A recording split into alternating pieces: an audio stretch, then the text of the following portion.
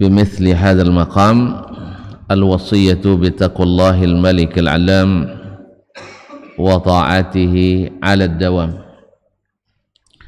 فإن تقوى الله أعلى نسب، وإن طاعته أغلى مكتسب، إن أكرمكم عند الله أتقاكم، وتزودوا فإن خير الزاد التقوى، واتقون يا أولي الألباب. معاشر المسلمين، معاشر المسلمات، الحاضرين والحاضرات،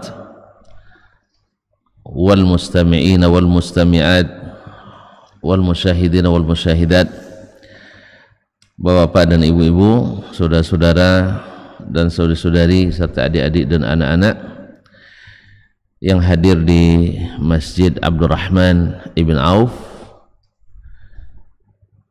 Manyar Sakti, Bina Widya, Pekanbaru, Provinsi Riau, ataupun yang mendengarkan melalui 91,1 FM Merajut Ilmu dan Peradaban, ataupun yang menyaksikan melalui media KMTV dan media-media lain yang bekerja sama dimanapun berada. Kita di hari Senin pekan kedua ini Allah izinkan kembali untuk merajut cinta di sini. Cinta yang dasar pada iman dan saling memberikan kebaikan, baik bagi yang mendengarkan maupun yang didengarkan, baik yang mengajarkan maupun yang diajarkan. Sesungguhnya duduk di majelis ilmu itu adalah sebesar-besar nikmat Allah Subhanahu wa ta'ala, karena dengannya lah Allah Subhanahu wa ta'ala memberikan amanah kepada Nabi Adam alaihissalam dan tidak memberikannya kepada para malaikat, walaupun malaikat lebih taat, lebih banyak bertasbih, tapi Adam dilebihkan dengan wa'allama Adam al-asma'a kullaha thumma aradahum 'ala al-malaikati faqala anbi'uni bi asma'i haula'i in kuntum shadiqin. Allah ajarkan kepadanya nama-nama segala sesuatu, lalu diperlihatkan kepada para malaikat, kalau kalian benar tolong tunjukkan nama-nama ini semuanya. Kan tidak diajar sama Allah, tahu mereka? Tidak. Qalu subhanaka la ilma lana illa ma 'allamtana innaka antal alimul hakim. Maha suci engkau ya Rabbana, tidak ada ilmu kami kecuali yang engkau ajarkan. Sesungguhnya engkau maha mengetahui dan maha bijaksana. Ini Allah uji karena sebelumnya di saat Allah mengatakan akan menjadikan khalifah di atas permukaan bumi dari jenis manusia, malaikat yang sudah diberitahu Allah sebelumnya sifat manusia itu, suka apa manusia itu? Yufsiduna fil ard, suka buat binasa. Wa yasfikud dima, suka menumpahkan darah. Awak ketek-ketek tapi puangi tidak tanggung. Nah, kenek-kenek puangi tidak tanggung. Itulah modelnya manusia itu. Badan kecil-kecil dibanding, tapi masya Allah perangai banyak. Lalu Allah SWT mengatakan inni a'lamu ma la ta'lamun. Aku tidak, sesungguhnya aku mengetahui apa yang kalian tidak ketahui. Oleh itu bersyukur sekali kita karena kita bisa duduk di majelis ilmu. Ma'asyarul kiram dirahmati Allah SWT. Kenapa majelis ilmu? Karena orang berilmu itu kokoh atau kukuh. Sedangkan orang yang kurang ilmu cenderung ragu, sehingga dia akan rapuh. Tadilah malaikat sebelum Allah tunjukkan kepada mereka ilmu, mereka ragu, meragukan kemampuan manusia, lalu Allah tunjukkan kepadanya ini kemampuannya. Akhirnya mereka mengakui, subhanaka la ilma lana illa ma 'allamtana innaka antal alimul hakim. Akhirnya luluslah kita jadi pemerintah di bumi ini. Gara-gara kelebihan yang Allah berikan, yaitu ilmu. Hampir tidak lulus kita, ya, hampir kita tidak lulus karena malaikat bilang, kenapa bumi itu diciptakan untuk apa? Untuk beribadah di atasnya. Padahal kita suka berbuat kerusakan. Kerusakan apa? Yang merusak ibadah tadi. Bukan hanya merusak alam, tidak, bahkan merusak ibadah, bahkan merusak tauhid, sampai-sampai manusia mensekutukan Allah di sini. Di mana?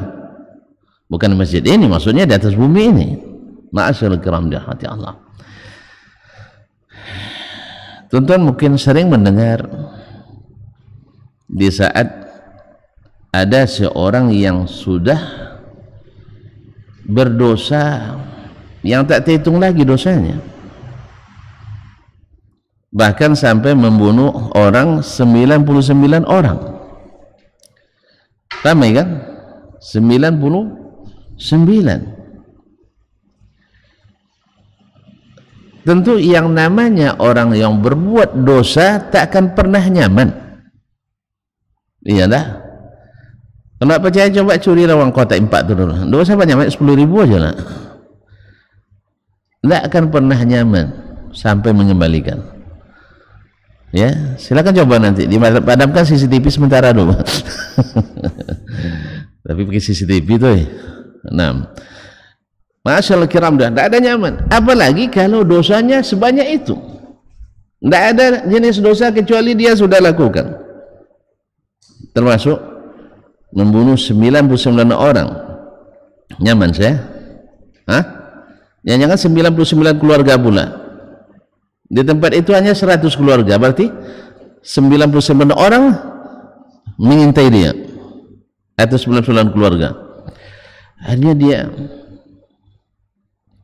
ingin bertobat kepada Allah SWT. Kalau orang bisa dia lawan, tapi kalau Allah tidak bisa.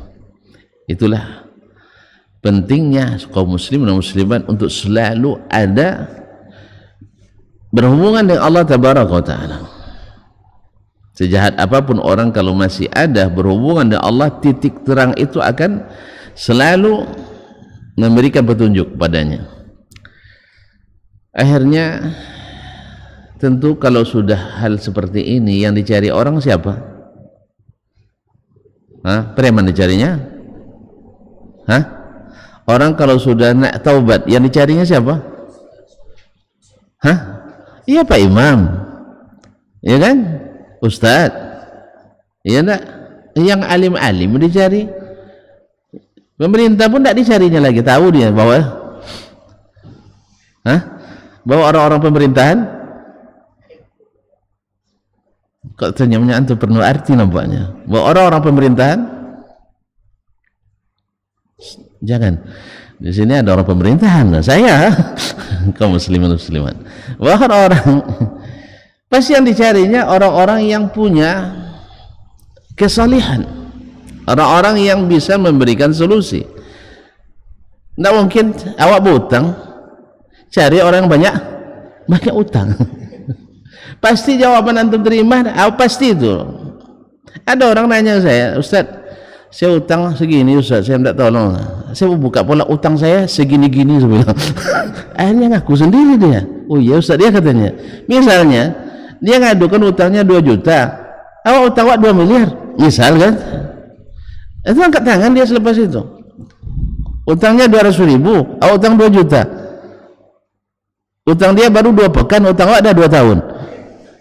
Tentu tidak berani lagi dia minta. Demikian juga para pendosa, Tidak mungkin minta pendapat pada pendosa kalau dia nak taubat. Akhirnya dicarilah siapa kira-kira orang yang bisa memberikan solusi. Ma'asyiral kiram dirahmati Allah SWT. Apa yang dilakukannya? Ditunjukkanlah kepada seorang ahli ibadah. Ahli ibadah. Nah, ahli ibadah ini disebut dengan ahli ibadah, bukan dia maksudnya bukan yang lain tidak ahli ibadah, enggak, tapi dia kelebihannya memang di ibadah saya terus. Bahkan sampai mereka menganggap nuntut ilmu itu buang-buang waktu. Sampai orang sekelas Imam Malik, ya antum sendiri tahulah Imam Malik rahimahullah, dengan ta'zimnya kepada syariat, terpeliharanya terpeliharanya ibadahnya, selalu di mana sholatnya? Imam Malik di mana sholatnya? Tinggalnya di mana? Oh, tidak tahu. Iyalah, dia sholatnya selalu di Masjid Nabawi, Masjid Nabawi 1000 kali sholat lebih pahalanya, karena ngajarnya di Masjid Nabawi. Ma'asyil kiram dirahmati Allah SWT. Tapi di mata ahli ibadah tetap masih buang-buang waktu. Nah, coba bayangkan, apa sebab? Sebab dia banyak berinteraksi dengan orang-orang para penuntut ilmu. Karena sering berkawan itu melupakan diri pada Allah menurut dia. Abu Abdillah Al-Madani lalu dia menasihati Imam Malik, ya Abu Abdillah, beribadahlah. Ya kan, disuruhnya Imam Malik untuk seperti dia beribadah. Sebab baginya duduk mengajar ini, memberikan ilmu itu, baginya itu membuang-buang waktu. Dia tidak tahu. Akhirnya orang seperti itu yang ditunjukkan kepada pendosa tadi. Apa yang terjadi? Hah? Orang ini rapuh karena tidak berilmu, rapuh. Apa yang dilakukan? Sebab dia hanya tahu umumat, yaitu keedah-keedah umum dari ilmu. Asal baik diterima Allah, asal tidak baik ya mesti ditolak. Yang pertama belum tentu benar, tapi yang kedua pasti benar. Asal buruk pasti ditolak, tapi buruk menurut siapa dulu? Juga menurut Allah Subhanahu wa taala dan Rasulnya sallallahu alaihi wasallam. Sebab biasa saja buruk menurut kita di mata Allah itu yang baik. Apa contohnya? Tidak tahu contohnya. Saya kiai punya santriwati. Biasanya santriwati kalau ketemu kiai macam tidak pernah jadi kiai itu. Nah, salamin, cium apa? Tidak cium kaki? Anda cium tangan. Baik. Itu di mata kiai bagus atau tidak? Di mata kiainya bagus apa tidak? Baik. Di mata Allah? Tidak. Jelas? Sebaliknya, santriwati karena sudah mungkin dengar Ustaz Ridho ngaji itu kan, bahwa tidak boleh menyentuh tangan wanita yang tidak mahram. Sebab Nabi SAW tak pernah menyentuh tangan wanita yang tak halal baginya menyentuh. Baik. Lalu si perempuan agak santriwati tidak menyalami kiainya. Ada alasan tadi. Bagi kiai ini baik apa buruk? Bagi kiai tidak disalami, tidak dicium tangannya, baik apa buruk? Buruk. Sah? Apa sebab?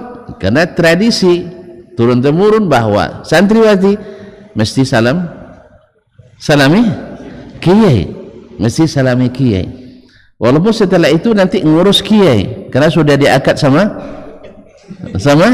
kiai gitu. Nah, kaum muslimin muslimat, jadi tidak semua yang buruk menurut kita di mata Allah buruk, sebagaimana tidak semua yang baik menurut kita di mata Allah baik. Inilah bedanya ilmu dengan tidak berilmu. Nah, ditunjukkan ke orang yang ahli ibadah yang tidak punya waktu menuntut ilmu. Saya punya teman, ya, untuk membuktikan kebenaran ini. Dia lebih rajin beribadah sehingga tidak selesai thalabul ilminya. Kalau ibadah jangan tanya, Masya Allah. Cuma di menuntut ilmu dia bukan ahlinya nampaknya, tidak bisa diselesaikan. Ma'asyiral kiram dirahmati Allah. Lalu orang yang tadi yang dipikir olehnya membunuh itu dosa besar, betul kan? Kan pertanyaannya, Syekh, inni qataltu tis'atan wa tis'ina atau tis'an wa tis'ina nafsan. Saya telah membunuh 99 orang. Hal li min taubah? Ada enggak peluang saya untuk melepaskan diri dari ikatan dosa ini, yaitu taubat? Coba nih kan, yang tadi Imam Malik buang-buang waktu katanya, ya, itu ngajar orang. Ini enggak, orang bunuh 99, gimana kira-kira dia fatwakan? Saya ulang kembali, ahli ibadah tadi mengira Imam Malik yang ngajarkan ilmu setiap hari di mana? Di Masjid Nabawi. Datang muridnya bukan dari Madinah saja, dari Spanyol sana datangnya.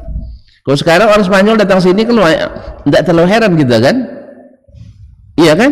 Tapi di masa itu dari Andalus datang ke Madinah.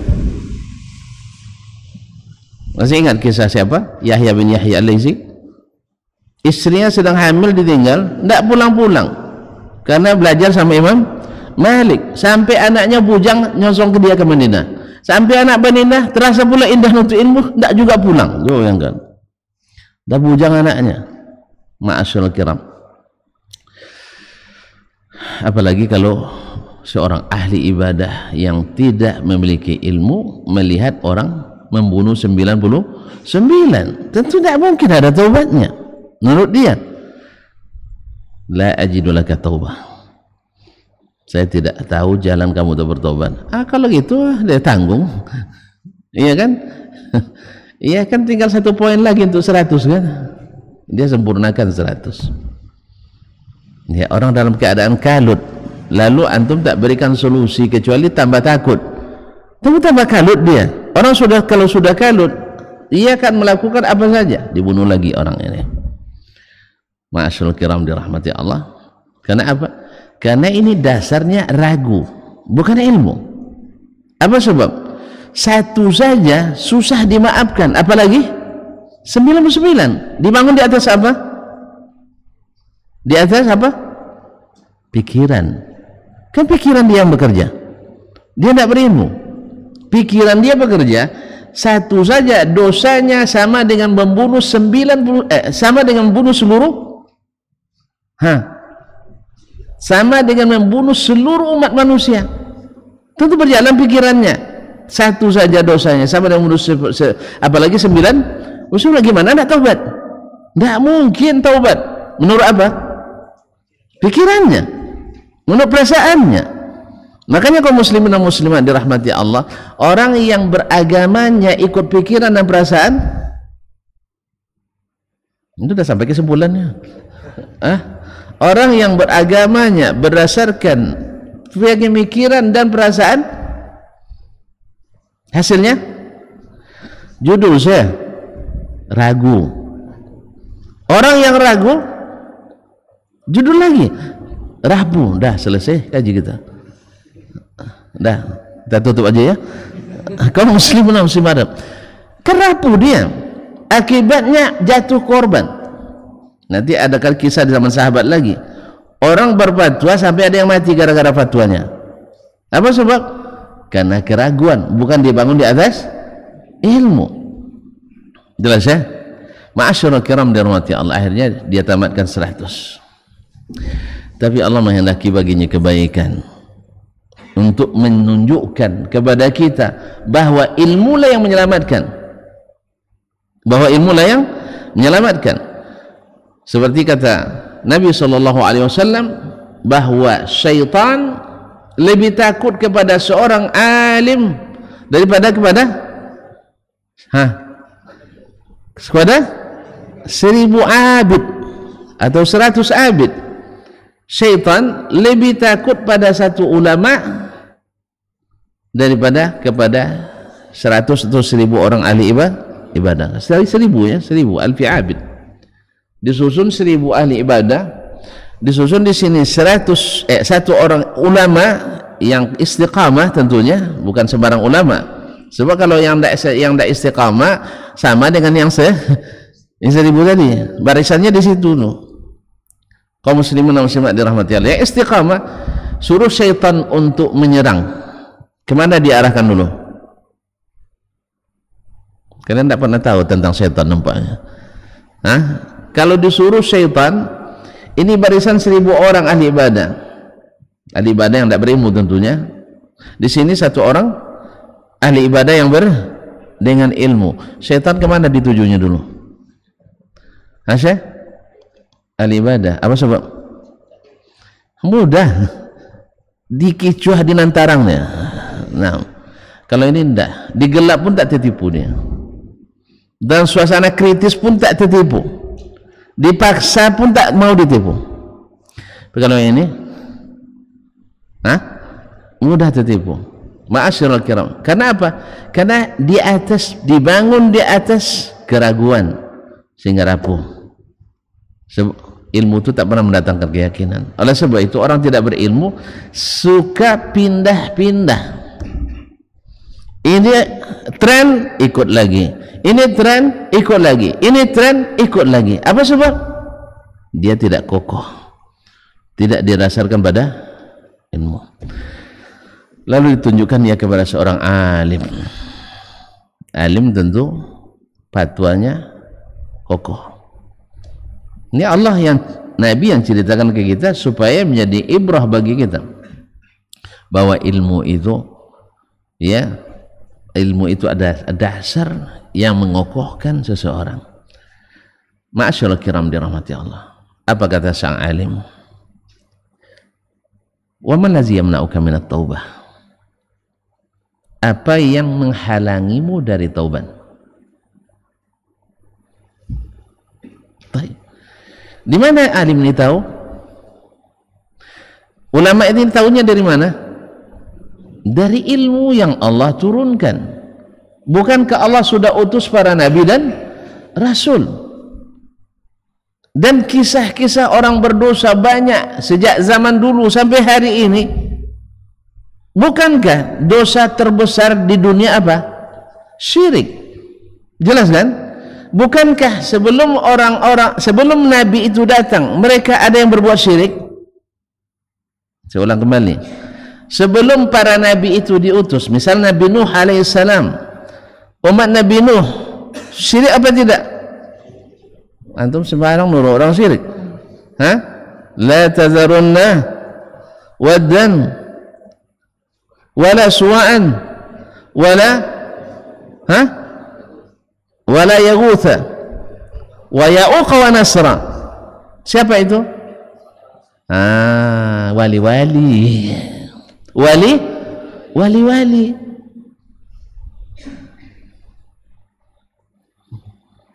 Iya tak? Orang-orang soleh kan wali. Kalau wali, kalau wali berarti kan dekat kepada Allah. Kalau dekat kepada Allah, kita tawassul kepada mereka. Kan itu asalnya. Awalnya tawassul bid'ah, habis itu tawassul syirik. Apa tawassul bid'ah? Ya, maaf, non sunnah, maaf. Ini kan tak boleh bilang bid'ah ya. Ya, sebab kan tak di zaman Nabi kita dah. Kalau zaman Nabi kan nyaman bilang bid'ah. Kalau zaman sekarang bid'ah katanya kan. Nah, semua bid'ah enggak. Kaum muslimin dan muslimat, awalnya tawassul yang tidak disyariatkan. Hal lebih jelas ya. Syariat yang tidak disyariatkan. Habis itu tawassul syirik. Kan barangnya itu kebaansur dia. Awalnya mereka memohon kepada Allah melalui mereka, orang-orang saleh tadi, para wali tadi. Selepas itu langsung minta kepada mereka. Yang pertama non sunnah, yang kedua syirik. Ma'asyiral kiram dirahmati Allah. Ada yang mendukung? Iya, dari sejak awal dulu sudah ada mendukung sampai hari ini ada pendukungnya. Wih, tawassul itu banyak pendukungnya. Kau takut teman-teman? Tawassul yang tidak syariat itu banyak pendukungnya. Banyak apa sedikit? Banyak. Banyak. Apa sebab? Lupa, rapuh karena dibangun di atas perkiraan, di atas keraguan. Kan dia mengira, kan pikira. Kalau dia mau dengan jelas ilmu, kita bentangkan bagaimana tawassul di zaman Nabi sallallahu alaihi wasallam. Dan bagaimana tawassul di zaman sahabat Nabi alaihi salatu wasallam. Andainya tawassul kepada orang saleh itu disyariatkan yang telah mati, kuburan Nabi kok tidak dikunjungi sahabat untuk tawassul? Kan ada Umar manggil Abbas untuk istisqa, hadis sahih Bukhari. Lalu dia tawassul dengan Abbas. Ya Syekh, kalau zat Abbas yang dijadikan tawassulnya, kenapa tidak Nabi saja? Mana yang lebih Abdul Abbas daripada Nabi? Nabi. Mana yang lebih Abdul Abu Bakar daripada Nabi? Tidak salah tuh. Naam, masyaallah kiram dirahmati Allah. Gimana yang tadi? Jadi alim tadi tanpa ragu mengatakan mal ladzi yamna'uka minat taubah ya bunai, apa yang menghalangimu untuk taubat kepada Allah? Woi, masya Allah, kokoh. Yang kokoh ini kuat jadi penopang, yang ragu tadi rapuh membawa tumbang. Ada istilah di kampung kita apa namanya? Pagaan mambo? Hah? Pagaan mambo oba. Atau tolong tafsirkan bahasa Indonesianya, Bang. Hah? Kan orang apa namanya, ada tanaman itu supaya tidak jatuh ke bawah, macam peria misalnya atau timun, dikasih apa? Junjungan ya. Pakai kayu kan, kayunya itu rapuh. Awalnya kalau menjalar saja tidak begitu rusak dia, pas dikasih itu roboh dia, rusak. Kayak tadilah orang tadi bersandar ke yang rapuh ini, akhirnya tambah dosa. Tapi ketika dia bersandar pada yang berilmu, kokoh dan menyelamatkan. Ma'asyarul kiram dirahmati Allah SWT. Man ladzi yamna'uka minat taubah. Tidak ada yang bisa menghalangimu daripada taubat. Di mana dia tahu? Allah yang dalam hadis qudsi mengatakan, yabna Adam, law ataitani biqurabil ardi khataya thumma ataitani la tusyriku bi syai'an la ataituka biqurabiha maghfirah. Rawahu Muslim.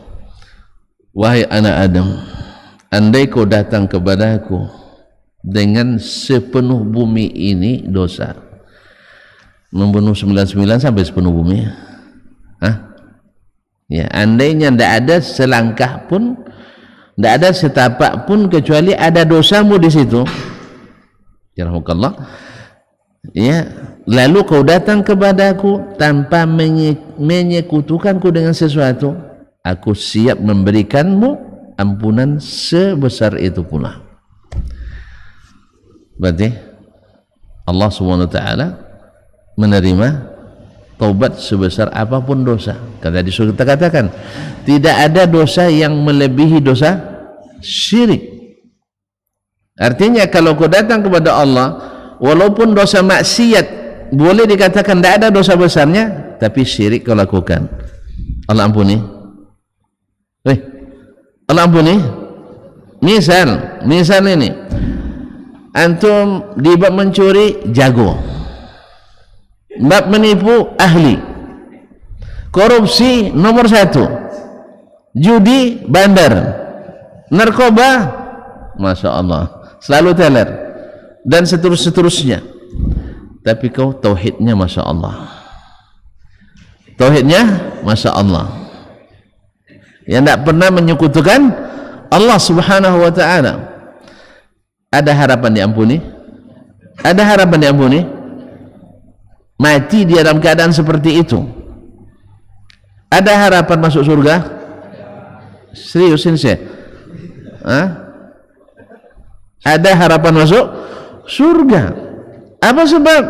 Dia tidak berbuat syirik. Sebaliknya, antum bangun 1000 masjid dengan 1000 kubah, ya kan 1000 masjid masing-masing satu kan 1000 kan. Antum tuh bayang satu masjid 1000 kubah. Nah, ada masjid 1000 kubah. Oh, 99 ada ya. Nah, antum bangun masjid 1000 buah di 1000 tempat, kemudian membiayai 1000 anak yatim sekalian ibunya. Antum tuh bayang apa sih? Iya. Kemudian menyekolahkan anak-anak kaum muslimin sekolah tinggi-tinggi. Jelas? Apalagi? Bangunkan rumah-rumah untuk para fuqara dan masakin. Ya sih?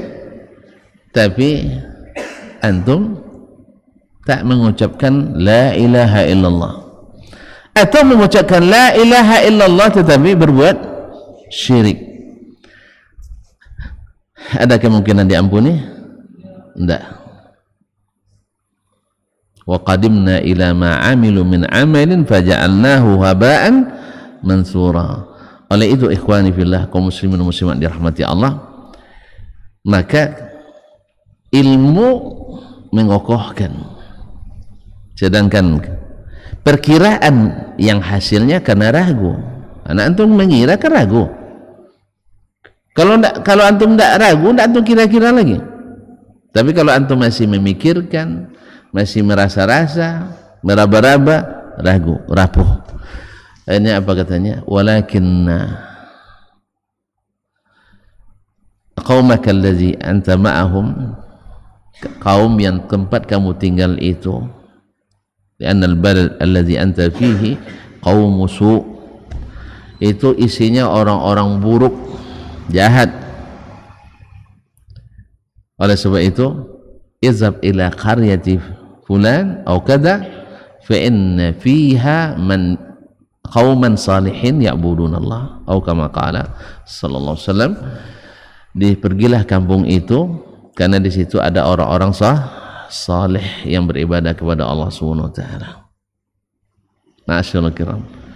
Akhirnya coba dia, orang ini selamat, yang berfatwa selamat, sedangkan yang tadi yang berfatwa tewas, yang diminta fatwa was-was. Nggak ada selesai masalah dengan keraguan, tapi selesai masalah dengan ilmu yang kokoh. Ma'asyiral kiram dirahmati Allah. Dalam suatu peperangan, salah seorang sahabat terluka. Kepalanya mengeluarkan darah. Dalam waktu yang sama mimpi pula. Itulah ujian mimpi itu, kadang-kadang ujian pula. Ya, di dalam mimpi ini memang suka kita, tapi setelah mimpi musim dingin pula. Musim dingin. Tentu kan tidak pernah merasa musim dingin tuh kan? Paling dingin Bukit Tinggi, berapa lah dingin Bukit Tinggi itu? Berapa Celsius? 20 Pak. Ini enggak, kalau musim dingin itu 2 derajat Celcius. Iya. Awak 8 aja sudah 8 lapis pula kain. Nah, subhanallah. Tapi orang lain masya Allah, saya waktu itu di Riyadh, waktu itu 8 derajat Celcius, awak berlapis-lapis kain kan, kawan berenang di kolam renang. Curiga saya. Akhirnya saya dapat informasi kalau masuk air tidak terlalu dingin. Akhirnya saya masuk pula ke dalam. Oh, ternyata tidak dingin. Tapi lepas itu itu masalahnya kaum muslimin. Dalam air itu memang rupanya tidak dingin. Jadi untuk kedinginan masuk aja.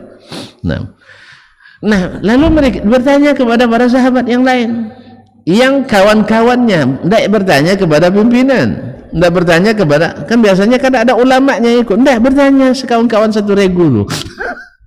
Macam kita misalnya, ya mungkin sekolah membuat suatu rihla kan, atau mukhayyam misalnya, kan dibagi per kelompok ya Pak ya, kelompok orang tua ini, kelompok ini kelompok ini. Mimpi kawan tuh, Misal kita kata orang bulan sari bulan kemarin misalnya kan kami dibagi kelompok tuh, ada yang berilmu dalam, ada yang tidak kan, orang umum aja. Mimpi kawan, apa tanya ke kawan-kawan yang di situ aja, ini dingin nih kawan, saya terluka, boleh nggak saya ada nggak solusi tanpa mandi? Nengok kawan itu tak bilang enggak, ma'ajidullah ka uzran, antu harus mandi juga, mandi lihat matinya. La haula wala quwata illa billah. Hanya sampai ke Nabi SAW, Nabi marah besar. Halla sa'alu, kenapa mereka tidak bertanya? Qataluhu qatalahumullah, mereka menyebabkan kematiannya. Sampai Nabi mendoakan qatalahumullah. Ma'asyur kiram dirahmati Allah. Batal ya kalau hanya mengikut perkiraan, rapuh. Oleh itu kaum muslimin dan muslimat, di sini jelas sekali bahwasanya ilmu itu mengokohkan. Oleh sebab itu Allah menyebut orang-orang yang berilmu itu dengan ar-rasikhuna fil ilmi. Ya, ar-rasikhuna fil ilmi, mereka tak tergoyahkan oleh berbagai syubhat. Kan wallazi anzala 'alaikal kitaba minhu ayatun muhkamatun hunna ummul kitab wa ukharu mutasyabihat. Dialah yang telah menurunkan kepadamu Al-Quran yang fihi ayatun muhkamat, ada ayat-ayat yang muhkam. Hunna ummul kitab, itulah isi dominan Al-Quran, semuanya muhkamat. Wa ukhar mutasyabihat, ada sedikit yang mutasyabihat. Lihat ini, subhanallah, memang Allah kan menguji kita. Kalau dibuat muhkamat semua kan lulus semua, tapi ketika ada sebagian mutasyabihat, yang menentukan mutasyabihat itu sendiri ya ada dengan perasaan dan pikiran, dan ada melalui ilmu yang diwariskan. Lalu Allah katakan, فَأَمَّا الَّذِينَ فِي قُلُوبِهِمْ زَيْغٌ فَيَتَّبِعُونَ مَا تَشَابَهَ مِنْهُ. Orang-orang yang cenderung hatinya melenceng, menyimpang, apa yang diikutinya? فَيَتَّبِعُونَ مَا تَشَابَهَ مِنْهُ, dia mengikuti yang mutasyabihat, mengikuti yang mutasyabihat. Apa tujuannya? Ibtigha'al fitnah wa ibtigha'a ta'wilih. Ya, karena ingin menimbulkan fitnah dan mencari-cari takwilnya. Wa amma warasikhuna fil ilmi, warasikhuna fil ilmi, tidak ada apa lagi, yaquluna amanna bihi, orang-orang yang kokoh ilmunya berkata amanna bihi, kami beriman kepadanya, kami tidak mencari-cari takwilnya, kami tak mencari fitnah, apapun yang diberitakan kami yakini sesuai yang diberitakan, bukan mencari-cari takwil sesuai yang kami perkirakan. Ini masalahnya. Makanya orang-orang yang selamat, generasi sahabat, ya, generasi sahabat, masya Allah, generasi yang semua anggotanya selamat. Catat tulisan, generasi sahabat semua anggotanya selamat dari terendus aliran sesat. Sedangkan sedangkan generasi setelah sahabat tidak ada satu generasi pun yang seluruh personilnya selamat. Ada yang selamat? Ada yang selamat? Ada yang tersesat. Lawan selamat yang tersesat lah. Nah, ada yang selamat, ada yang tersesat. Apa sebab? Sebab mereka masuk pada bab ini, amanna bihi kullun min indi rabbina.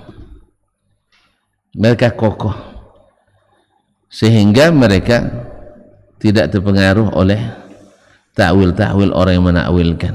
pikiran-pikiran orang yang memikirkan, perasaan-perasaan orang yang menyelami perasaan, sehingga mereka itu kaum muslimin dan muslimat dirahmati Allah SWT, dengan ilmu yang Allah berikan mereka lebih azan saya. Oh, antum ya azan, silakan kamu. Saya kira minta saya azan pula. Dapat tugas ke Anda saya sekarang. Silakan.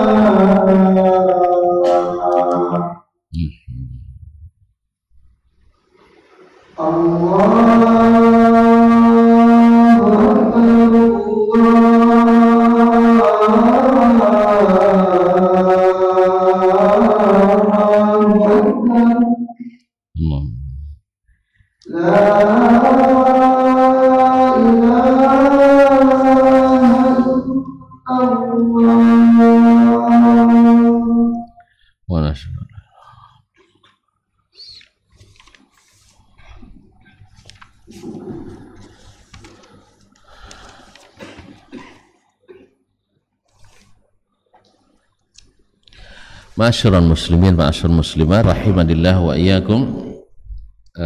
Tanpa terasa waktu begitu cepat berlalu. Baik. Lalu apa yang dimaksud dengan ilmu? Ya.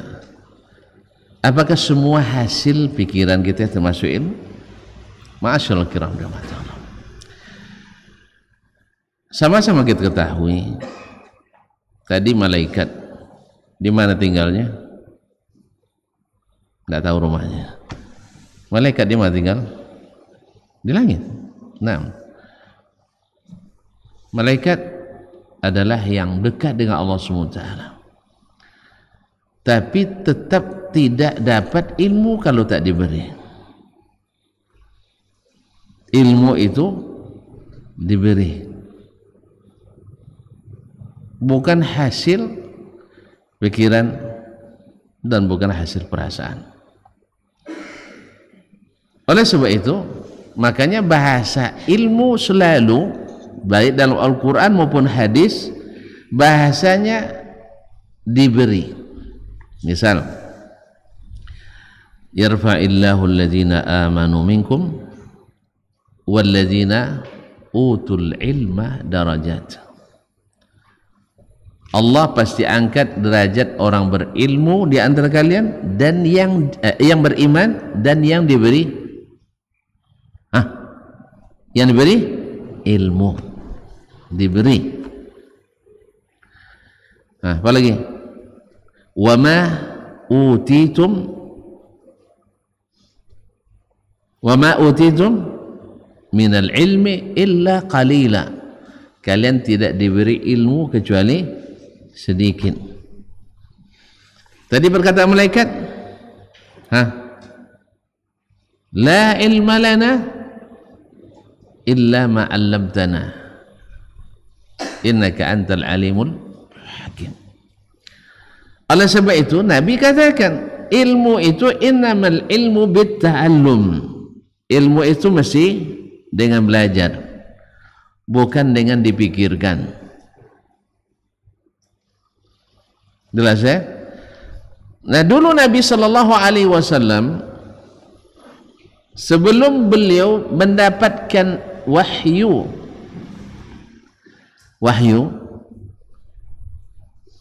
beliau bisa berdakwah?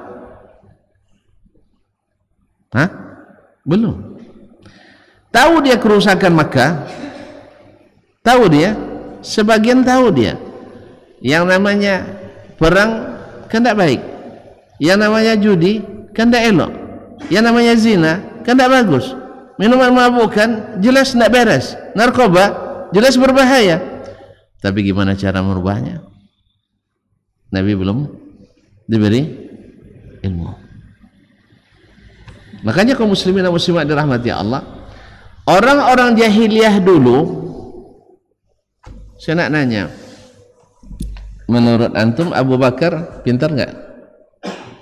Pintar ya? Abu Jahal? Nggak pintar? Ya Syekh, kalau diukur IQ lebih tinggi dari IQ antum. Antum suka berdagang? Belum. Ngapain sukanya? Berjalan? Minum makan angin? Abu Jahal sampai dagangannya ke Romawi. Itu bisa orang-orang tidak pintar.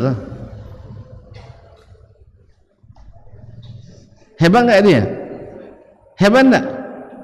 Hubungan dagangnya kalau sempat Dasman punya dagangan ekspor impor, nggak usah dulu ke Amerika, ke Malaysia aja antum sudah banyak bawa proposal ke saya tuh.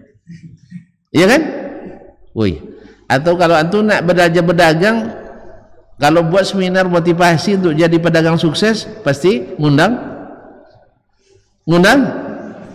ya Ustaz Dasman lah. Antum tak mau ngaku saya kaya nampaknya. Kaum muslimin dan muslimat dirahmati Allah. Maka Abu Jahal hebat apa enggak? Hebat. Abu Sufyan mantap. Mereka sudah menjalin hubungan internasional, ya tak? Cuman mereka jahiliyah. Kenapa jahiliyah?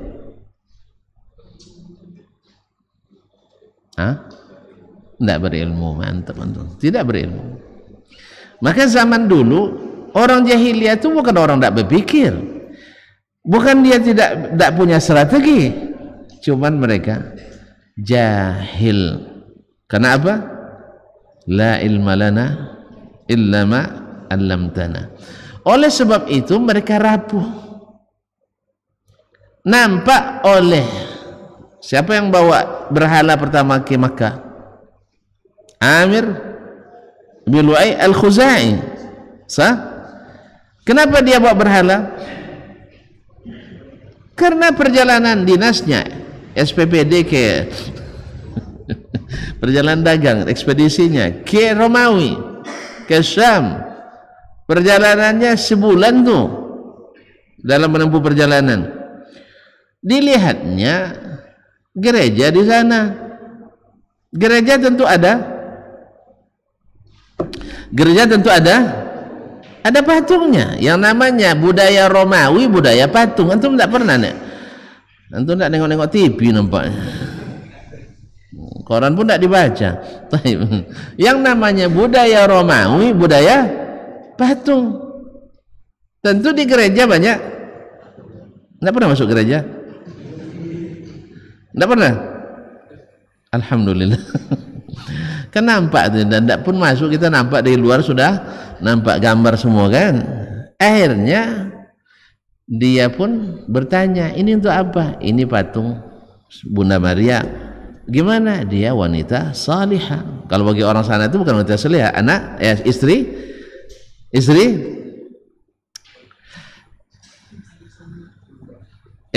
suami ya.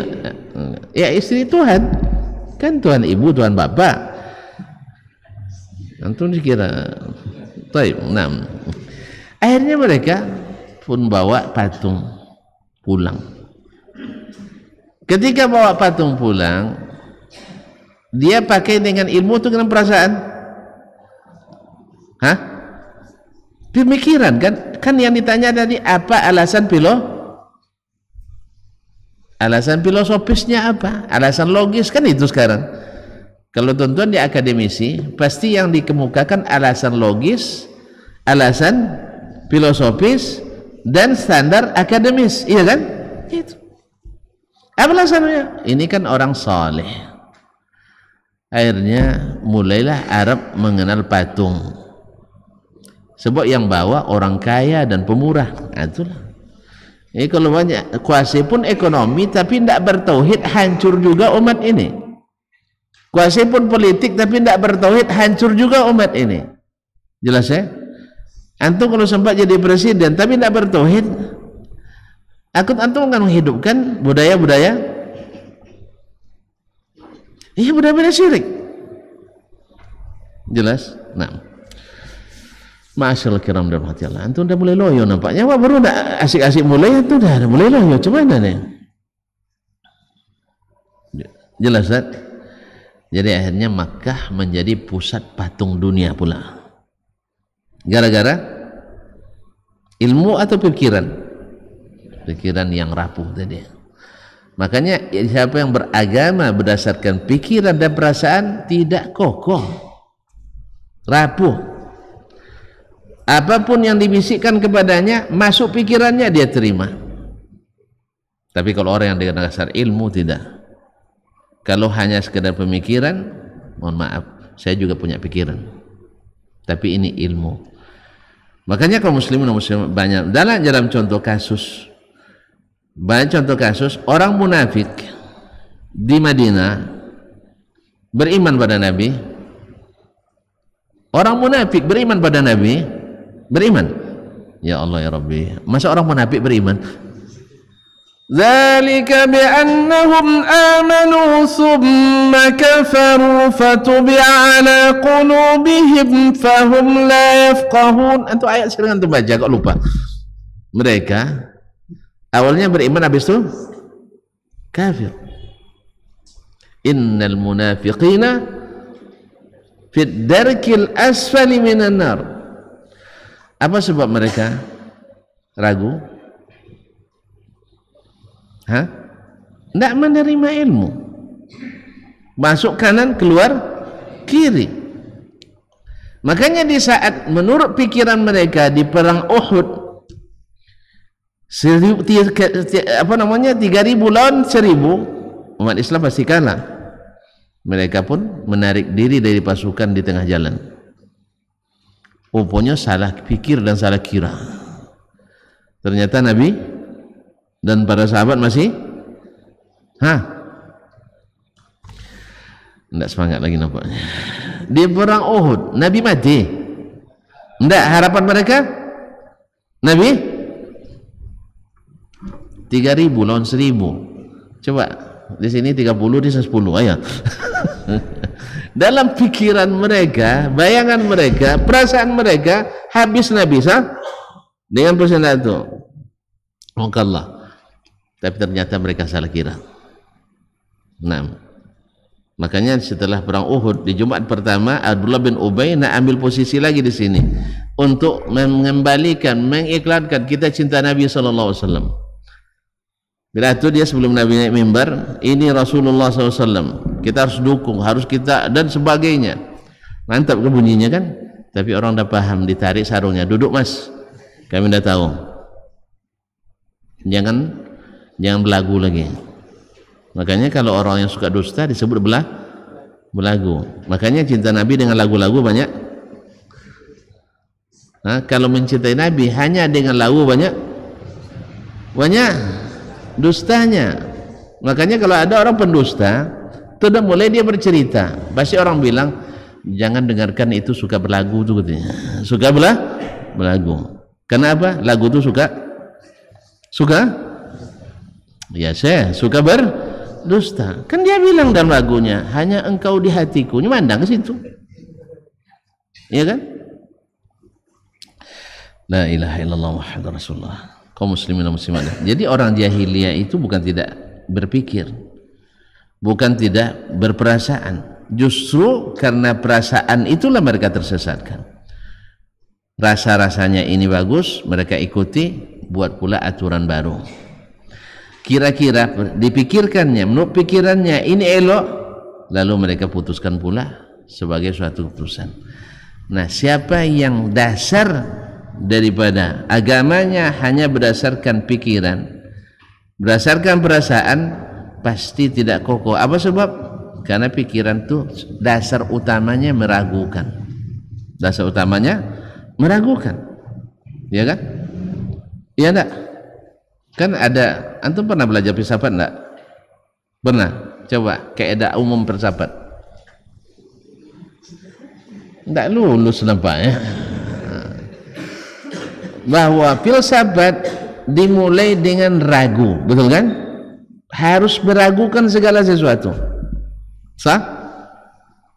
Jangan yakini sebelum diteliti. Tidak boleh secara a priori meyakini sesuatu sebelum diteliti. Nah, ini untuk langkah 1-2. Paham langkah 1-2? Apa?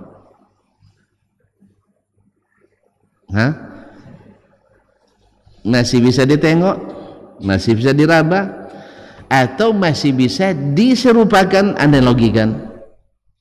Berarti sudah 2 langkah kan? Antum belum tamat nampaknya belajarnya.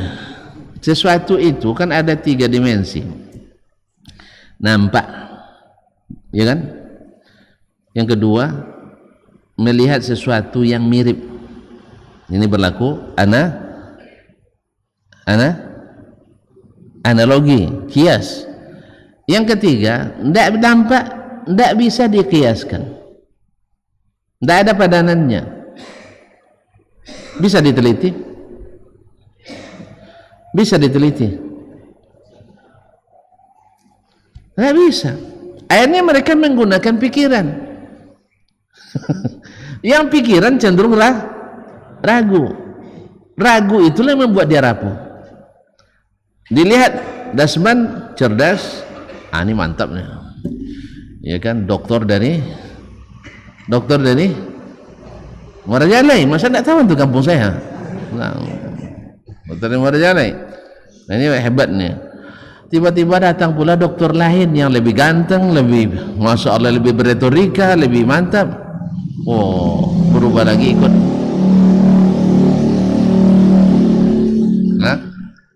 Tinggal Dr. Dasman. pindah ke dokter Desmond misalnya. Lagi dokter yang lebih hebat dari itu. Kenapa? Karena tidak kokoh, hanya berdasarkan pikiran. Demikian juga orang yang mengira bahwa pendapat yang dikemukakan oleh seorang imam, ulama misalnya, itu kan pendapat dia. Kenapa? Dia biasa menggunakan pendapat dalam beragama. Akhirnya dia tidak mau mengikuti. Walaupun yang dibacakan perkataan Allah, perkataan Nabi tanpa tafsir, tanpa ta'wil. Itu kan pemahaman Anda. Kan itu ya? Dikiranya itu pemahaman. Kita tunjukkan. Misalnya, kita tunjukkan. Apa contoh yang bagus? Yang bikin antum tidak tersinggung. Kayaknya payah juga nyarinya ya. Yang bikin akun tersungging aja lah misalnya. Apa contohnya Ustaz? Hah? Bikin contoh yang bikin tak tersinggung orang.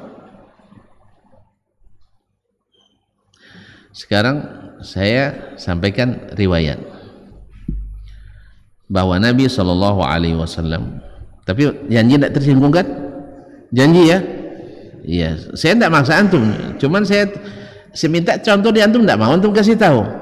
Cuma saya yang buat, dan itu yang teringat oleh saya sekarang. Misal, ya, Nabi SAW, Anda yang agak ringan lah, tidak jadi yang berat tadi. Yang tadi berat itu, kau takkan sanggup. Hah? Tak sanggup untuk mendengarnya nanti. Contoh yang tadi aja lah, bahwa saya menyampaikan bahwa Nabi tak pernah bersalaman dengan wanita yang bukan mahramnya. Saya hanya sampaikan itu, jelas. Lalu dikira itu pendapat saya. Kan jelas riwayatnya, hadis Aisyah, ma massat yadu Rasulillah sallallahu alaihi wasallam yadam ra'atin qat. Rasulullah tak pernah menyentuh tangannya tangan wanita yang tidak halal baginya. Lalu dikira itu kan pemahaman ustaz. Saya juga punya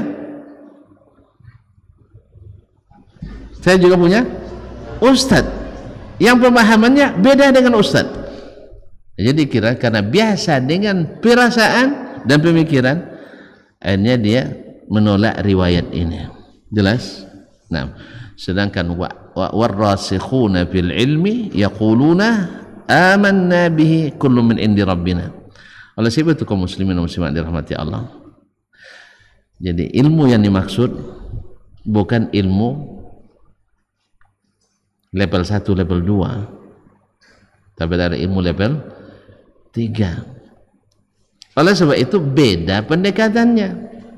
Karena ilmu yang berdasarkan pemikiran hanya sampai pada batas tertinggi adalah analogi. Batas tertingginya hanya analogi. Itu ilmu manusia. Sedangkan di agama ini ada ilmu yang dimensinya lebih tinggi daripada ilmu filsafat itu, yaitu ilmu wahyu. Ilmu wahyu. Oleh sebab itu pendekatan pemikiran ragu dulu sampai diteliti. Kalau pendekatan ilmu wahyu wajib yakin supaya dapat ilmu. Kalau tidak, zalikal kitabu la raiba fihi hudan lil muttaqin.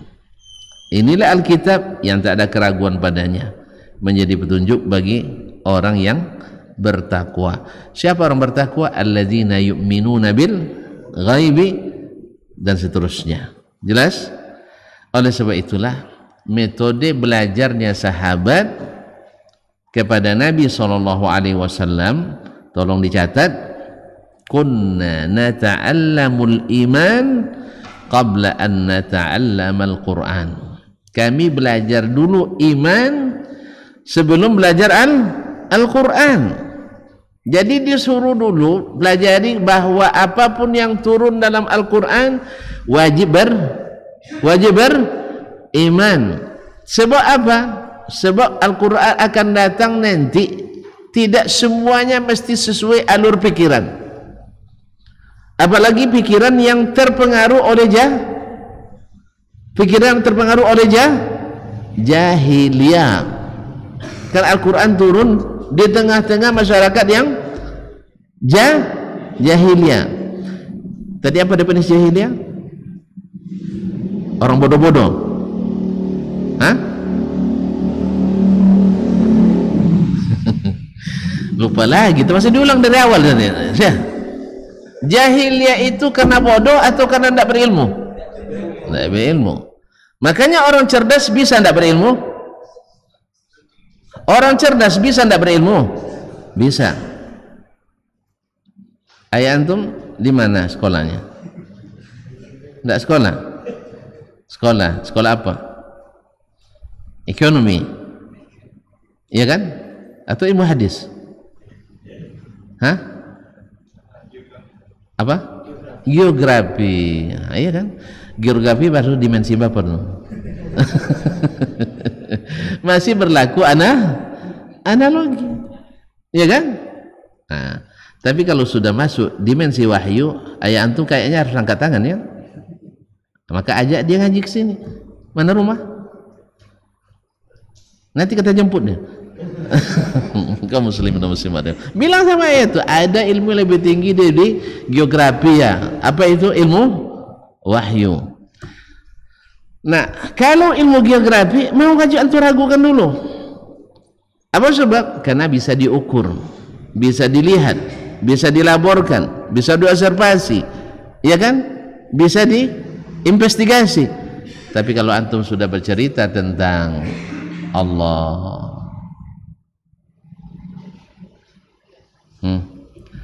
kalau Allah bilang Allah di langit misalnya, bisa antum teliti ke langit?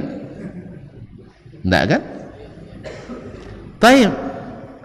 Bisa antum analogikan dengan yang di bumi? Enggak boleh juga. Nah, disinilah mulai terjadi penyimpangan pemikiran dalam beragama. Di saat orang menjadikan berita langit diukur dengan dimensi bumi. Di saat mengenal yang bukan alam dengan ukuran alam, makanya rapuh. Karena dimulai dengan ragu, ujungnya bimbang. Jadi penelitian awalnya ragu, ujungnya bimbang. Apa sebab? Nak pergi meneliti ke langit, tidak ada biayanya, tidak ada alat transportasinya, tidak bikin SPPD, APBN pun tidak cukup untuk satu perjalanan. Jelas? Jelas, Ustaz? Bicara tentang malaikat misalnya, ada yang bertanya ke Ustaz, yang mewafatkan orang itu kan malaikat maut, betul? Ini kisah nyata ini. Ternyata nanya ke saya, awak terperanjat juga dengar awal-awalnya kan? Awak malas menggunakan logika mentah itu tidak mau kita. Tapi karena dia bertanya dengan logika, ya saya jawab juga dengan logika. Alhamdulillah lumayan logika saya masih jalan loh. Nah, ya itu kalau nak ukur EQ saya silakan aja, tidak ada masalah. Kalaupun saya tidak akan masalah. Maklum saya dah tua, itu masih muda kan. Nah, kaum muslimin dan muslimat dirahmati Allah. Di jam 8 pagi tadi ada orang meninggal di Siak. Untung tidak dibilangnya di Los Angeles, di Siak gitu. Di jam yang sama, menit yang sama, detik yang sama, orang meninggal di Pekanbaru. Gimana tuh Ustaz katanya? Ada yang bisa jawab? Tolong jawab. Antum kalau kan ini kan pemikiran dia nih kan. Kalau dia tetap pakai pikiran dan pendekatan pemikiran masalah ini, dia tidak yakin nanti itu. Jelas? Ya, karena cara berpikirnya keliru. Dia membayangkan malaikat mau naik travel. Itu masalahnya. Karena dia ngukur malaikat dengan manusia, iya kan? Pasti ke sana perginya. Coba kalau diukur malaikat dengan malaikat, pasti klop. Cuman dia tidak pernah jumpa malaikat. Itu masalahnya. Nak wawancara langsung dengan malaikat tidak kelas. Kan tidak ada yang bisa wawancara langsung dengan malaikat. Maka saya jawab, mohon maaf nak ya, dia mahasiswi kan, Ustaz tidak pernah jumpa malaikat maut. Nantilah kalau udah ketemu nanti saya tanyakan. Iya kan? Kan yang namanya penelitian yang berkaitan dengan kepribadian, kita harus, kalau bukan library research, ya pustaka tulisan yang dia tinggalkan atau wawancara langsung, iya kan? Iya kan? Harus kita ada komprehensi dengan dia. Nah, tulisan tentang malaikat banyak, jelas, tapi wawancara langsung dengan malaikat maut belum ada. Besoklah kalau Ustaz dah jumpa, Ustaz nak nanya nanti. Cuman di mana kita nak jumpa lagi? Sebab yang sudah jumpa malaikat maut tidak balik lagi, saya bilang. Kan itu ya kan? Kan tidak balik lagi. Kalau padahal Ustaz sampai sekarang belum siap untuk jumpa malaikat maut. Ya, kalau antum nanti bertemu malaikat maut, tolong bilang Ustaz Asman belum siap. Nah, ya tapi siap tidak siap kita kan tahu jadwalnya. Ya semoga dalam husnul khatimah. Yang kedua saya bilang, yang kedua, malaikat itu, yang kedua, kita ini kan disuruh mengimani, bukan memikirkan pekerjaan orang. Kita sekarang sering ribut-ribut di negara ini. Sebab apa? Jemaah Abina ikut mikirkan pekerjaan Pak Presiden. Makanya pekerjaan rumahnya tinggal. Karena yang dipikirnya pekerjaan Presiden. Awak kelasnya kelas mahasiswa yang sering pula gagal mikirkan pekerjaan Presiden. Tentu tidak masuk. Jelas ya? Antum baru tahu enaknya di presiden, coba jadi 2024 nanti. Mau? Saya tidak dukung. Saya tidak dukung antum jadi presiden. Kasihan sama antum. Ya mikirkan pekerjaan rumah aja, tidak terpikir sama kita, apalagi mikirkan pekerjaan presiden. Oleh sebab itu, tolong jangan biasa mikirkan pekerjaan yang bukan pekerjaan kita. Sebab rumah yang sering terbengkalai rumah tukang, saya bilang. Tahu tukang?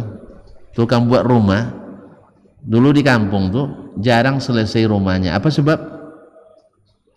Yang dikerjakannya rumah orang terus. Ya, hujan hari bocor rumahnya, tapi datang telepon, Pak Ustadz, rumah saya bocor, tolong perbaiki ya. Rumah orang itu perbaikinya dulu. Jadi kalau terlalu sering mikirkan pekerjaan orang, pekerjaan kita terbengkalai. Yang ketiga saya bilang, malaikat itu yang saya tahu besar, besar. Ada yang sayapnya sampai 600. Saya tanya lagi, kamu pernah naik pesawat jumbo dari sini ke Jakarta? Rupanya belum pernah pula nih. Ini payah juga. Analoginya kan, itu pernah? Oh belum juga. Yang kecepatannya hanya lebih kurang 1.300 km per jam. Udah pernah? Belum ya? Cobalah. Kalau antum tidak berani, saya temani. Bayarkan ongkos saya sekali. Ya, iya kan? Jadi kaum muslimin dan muslimat dirahmati Allah, itu berapa sayapnya? Berapa sayapnya? 2, sudah sekencang itu. Apalagi kalau sayapnya, ini kalau berlaku analogi nih ya. Ya kenyataannya memang dalam waktu sekejap malaikat datang. Jelas kan? Kalau kita enggak, ada banyak orang tenggelam tsunami di Aceh sana, masih rapat di Jakarta. Orang luar negeri datang bantuannya, kita masih rapat anggaran. Allah musta'an. Habis debat dulu. Kaum muslimin muslimat. Jelas? Jadi kalau sebesar itu, Siak dengan Jakarta, dengan Pekanbaru jauh? Jauh? Woi, kan Nabi pernah melihat malaikat Jibril dalam bentuk aslinya dari ufuk timur sampai ke ufuk barat. Baginya Siak jauh? Dari sini jauh enggak? Enggak, alhamdulillah. Mungkin enggak dia mewafatkan orang di Pekanbaru dengan waktu yang sama? Mungkin apa tidak? Mungkin. Apalagi yang keempat, kita nggak tahu teknis kerjanya seperti apa. Mungkin dia pakai remote, kayak si Rara pakai remote hujan kan? Iya, cuman mematikan tak pandai dia. Harusnya dimatikan remote-nya, tapi tidak pandai, akhirnya hujannya merendam sirkuit. Allah musta'an. Kaum muslimin rahmati Allah. Ini malaikat kerjanya seperti apa? Lalu akhirnya terpaksa juga supaya analogi. Ini meja Ustaz ini, kalau diletakkan semut, berapa muatnya? Nah, yang orang pertanian coba berapa semut muat di space sebesar ini? Hah? Muat 1 juta? Muat 1 juta? Muat, taib. Kalau saya nak mematikan 100 ekor serentak, bisa? Bisa? Kan tinggal tindis. Nah, ya kan? Jadi bagi malaikat ukuran Pekanbaru siap dekat, tapi bagi kita jauh. Nah, semut ke saya jauh apa dekat? Jauh, perlu musafir. Jamak qasar solatnya tuh. Tapi saya ke semut dekat enggak? Dekat. Kenapa? Saya besar, dia kecil. Jelas? Ini juga kalau mau juga pakai ilmu filsafat dan pendekatan ini, Allah kan dekat sama kita, ya. Dia di atas langit 7 lagi, di atas arsy. Baginya kita ini kecil-kecil kan? Kalau kita tadilah tidak ada akses ke atas, tidak ada akses ke atas sampai mati dulu. Jadi izinnya naik setelah mati. Makanya tolong minta ke Allah SWT, khusus ini saja ya Allah, katanya. Ya, buat permohonan khusus setelah mati saya naik ke atas, supaya saya bisa memberitahukan kepada yang di bumi ini bahwa engkau memang di atas. Mana tahu lobby antum bisa diterima kan? Nah, tapi yang jelas Allah sudah putuskan 50.000 tahun sebelum diciptakan langit dan bumi, siapa yang mati tak balik lagi kecuali dengan izinnya. Sah? Mana tahu antum dapat izin nanti. Nah, biar kami nyaman pula di sini. Tapi Allah sudah katakan, andainya gunung-gunung berbicara, kemudian orang mati kembali berbicara pada mereka tak akan beriman juga. Sebelum menetapkan manhajnya, beriman dulu sebelum belajar Al-Quran. Kunna nata'allamul iman qabla an nata'allamal Quran. Kami beriman dulu, belajar beriman dulu sebelum belajar Al-Quran. Fa'idha thumma ta'allamna Al-Quran fazdadna bihi imana.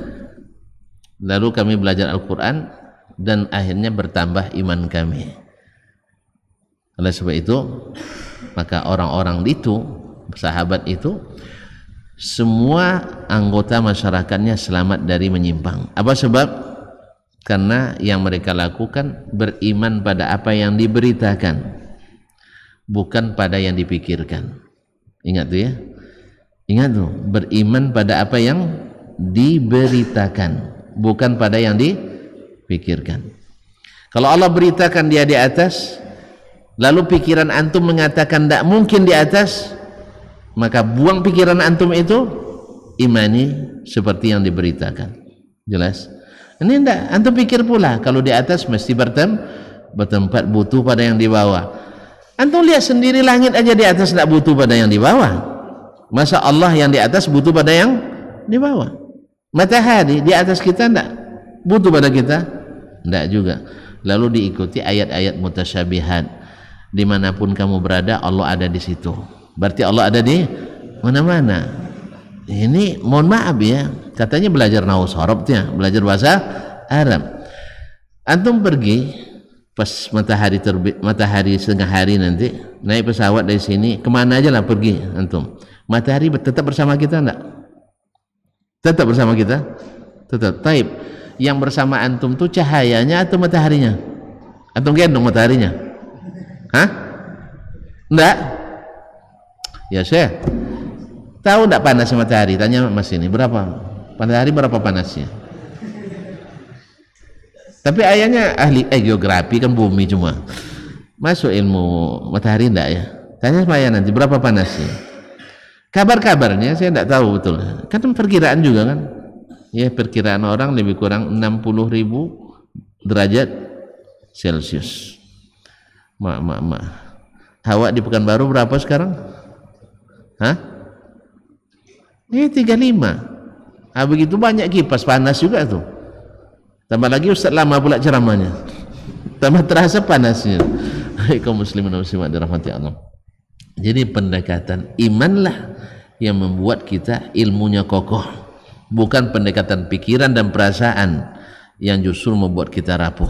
Karena apa? Pikiran selalu meragukan, perasaan selalu meragukan. Betul kan? Mau bukti terakhir nih, mau nikah enggak sekarang? Kenapa? Pikirnya ragu. Karena yang terpikir olehnya payah, gitu kan? Itulah masalahnya. Sama dengan orang ketika Allah memberitakan tentang dirinya, misalnya tadi Allah di atas aras, terpikir olehnya payah, terpikir olehnya nanti serupa dengan makhluk, iya kan? Sebab setiap yang di atas membutuhkan yang di bawah. Hukum apa ini? Hukum alam. Allah alam apa bukan? Allah alam apa bukan? Ya bukan alam. Masa antum tempatkan Allah di alam? Jelas?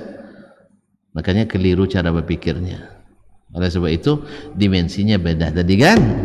Oleh sebab itu tidak berlaku langkah 1, langkah 2, tapi kita sudah masuk ke langkah 3, yaitu melalui berita yang pasti benar. Sederhana sih, tapi bisa memisah jalan, satu ke surga, satu ke neraka. Mohon maaf ya, Abu Jahal tidak mau beriman kecuali yang sesuai pikirannya.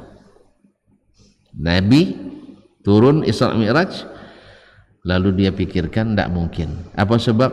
Ilmu analoginya jalan. Apa sebab? Kami sudah sering ke Baitul Maqdis, ke Masjidil Aqsa, sebulan, waang semalam, mana bisa tembok? Jelas? Nah, tetapi dibawanya Abu Bakar berpikir cara yang sama. Abu Bakar kalau secara yang sama jadi Abu Jahal juga dia. Abu Bakar mengatakan, siapa yang mengatakan? Itu Muhammad. Kalau Nabi Muhammad yang bilang, yang lebih dia itu saya yakini. Apalagi yang itu kecil itu. Iya, dia kabarkan Allah di atas arsy, saya percaya. Kamu aja yang tidak mau. Apa sebab? Kamu berpikir, kamu mendekatinya dengan pemikiran. Kalau saya mendekatinya dengan iman, tentu bedalah hasilnya. Beda hasilnya. Akhirnya jadilah Abu Jahal mengingkari Isra dan Mi'raj. Apa hukum mengingkari Isra Mi'raj?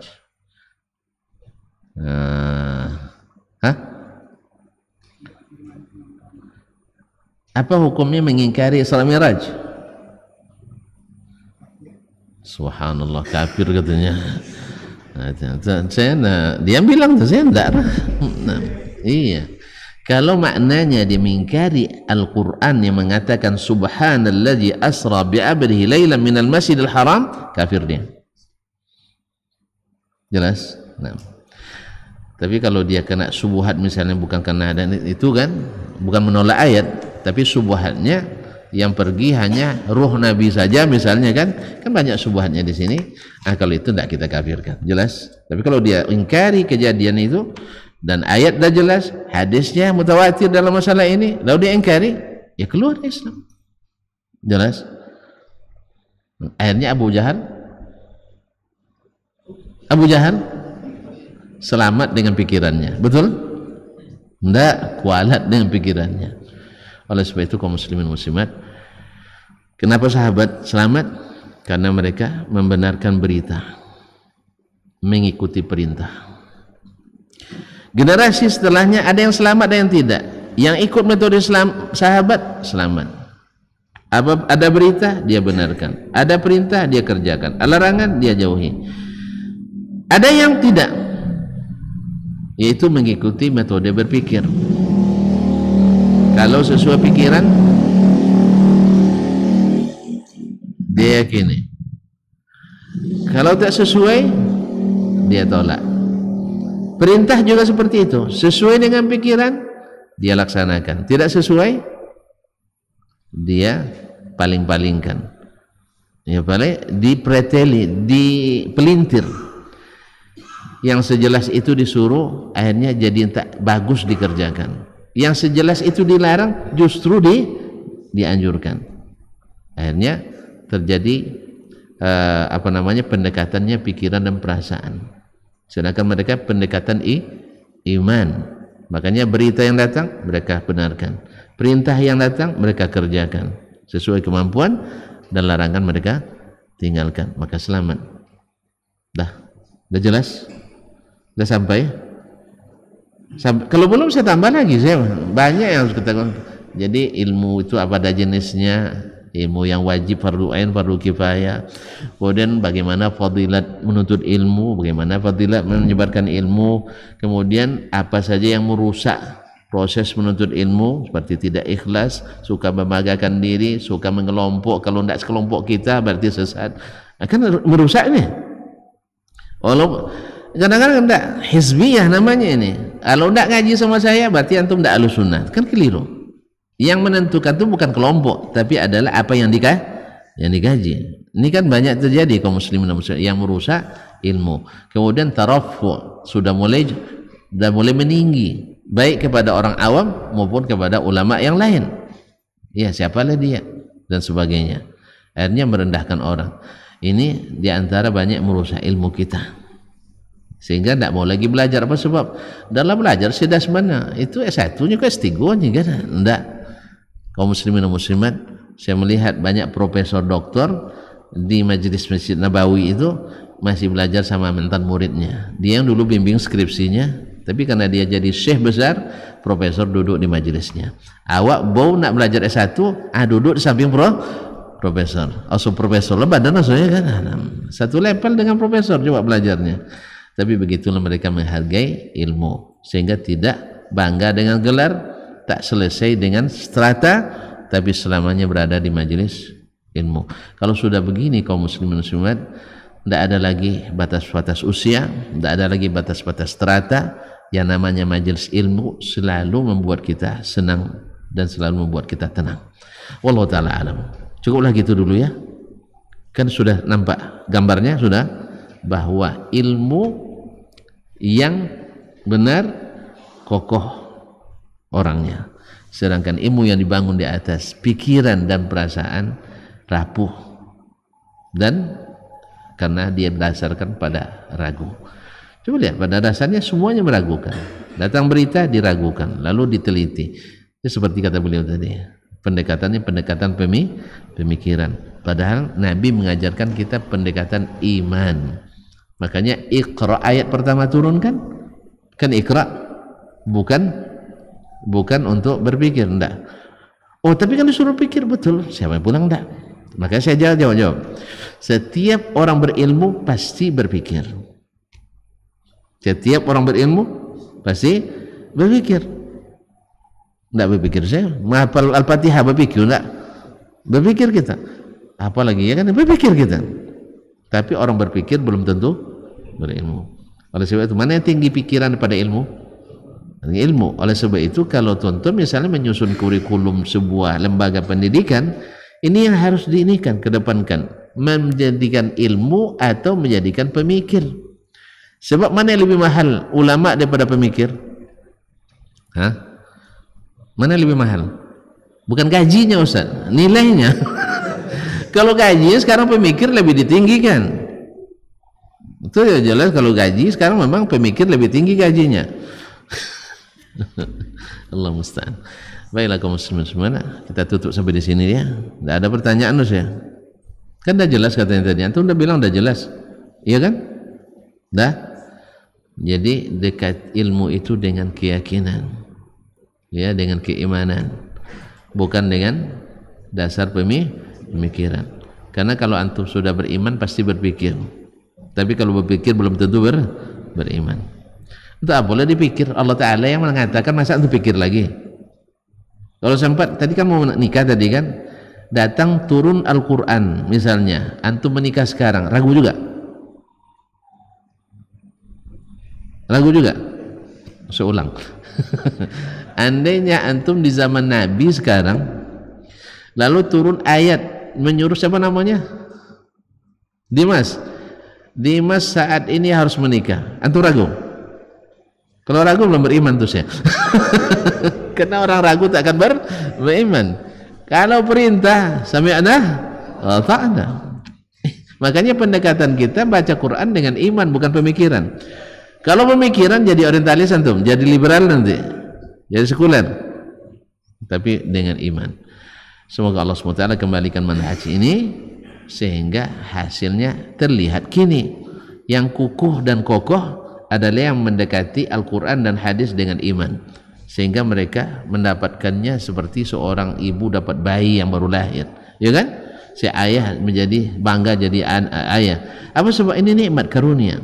Tapi sebagian enggak baca, tapi enggak bertambah semangat mengamalkan. Enggak ada semangat mengamalkan. Apa sebab? Sebab dia menghadapinya dengan pemikiran, bukan dengan keimanan. Itu aja bedanya. Jalan kita memang beda. Jalan kita memang beda. Kalau nak sama, ya alhamdulillah masih banyak masih banyak gerbong-gerbong yang kosong untuk sama-sama kita mengikuti para sahabat yang mendekati Al-Quran dan hadis dengan iman, bukan dengan mendahulukan pemikiran. Jelas? Kalau jelas kita tutup. Subhanakallah bihamdik, asyhadu an la ilaha illa anta, astaghfiruka wa atubu ilaik. Wassalamualaikum warahmatullahi wabarakatuh.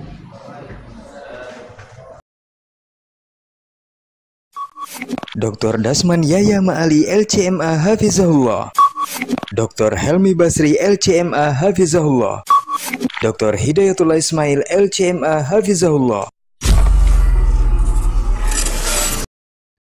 Majtama'a qaumun fi baitin min buyutillah yatluna kitaballah wa yatadarasunahu fima bainahum illa nazalat alaihimus sakinah wa ghasyiyatuhumur rahmah wa haffat bihimul malaikah wa dzakarahumullahu fiman indah. Tidaklah suatu kaum duduk di salah satu rumah Allah membaca ayat-ayat Allah dan sama-sama mempelajarinya, kecuali turun kepada mereka as-sakinah, ketentraman dan kenyamanan, wa ghasyiyatuhumur rahmah, dan mereka diliputi pula oleh rahmat, kasih sayang dari Allah Subhanahu wa taala, wa haffat bihimul malaikah, dan mereka pun dikelilingi oleh para malaikat, karena malaikat suka majlis-majlis zikir dan ilmu. Wa dzakarahumullahu fiman indah, dan Allah akan banggakan sebut-sebut mereka di kalangan malaikat-malaikat yang ada di sisinya, di masyarakat atas. Mudah-mudahan kita termasuk yang sering disebut-sebut di sisi Allah, di kalangan para malaikat, dan di akhir majlis ini mudah-mudahan kita pula mendapatkan seperti yang tersebut dalam hadis qudsi, qumu maghfuran lakum, silahkan berangkat meninggalkan majlis ini dalam keadaan diampuni dosa-dosa kalian.